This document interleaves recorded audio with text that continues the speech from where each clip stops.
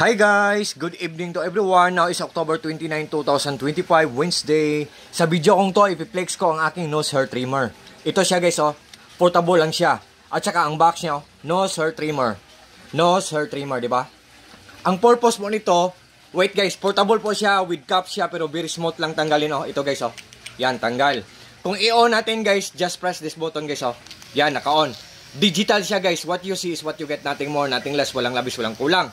Yan guys, rechargeable po siya, type C, dito i-charge. At saka portable siya, at saka washable po siya. What I mean po, waterproof po siya. Kung lilinisan natin, brasa natin, at saka pwedeng mabasa siya sa tubig pero hindi siya masira.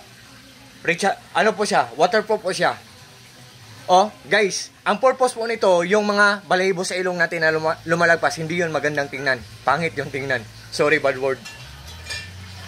Hindi yun magandang tingnan, so ang gagawin natin, isaksakto natin sa butas ng ilong natin. Yan. So, makukuha niya at less hassle pa. At wala pa tayong mapipil na masakit. Kasi kung hihilain natin sa kamay, masakit, di ba? Am I right guys, di ba? Kung gunting naman ang gagamitin natin, posibleng masugatan tayo, baka matitanos pa tayo, di ba?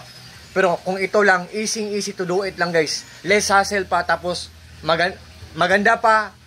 Matipid pa sa kuryente, mura pa, at good pa ang kanyang quality. Maganda ang kanyang quality guys.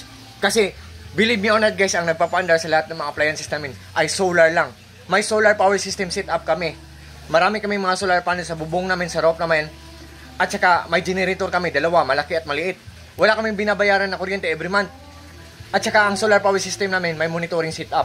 Nalalaman namin o namomonitor namin kung matipid lang siya kumain ng kuryente, kung good ang kanyang quality. Ito, matipid talaga sa kuryente, good pa ang quality. Tapos mura lang. So, sa lahat po ng mga interesado dyan, sa lahat ng mga friends ko dyan, thank you po sa trust nyo po.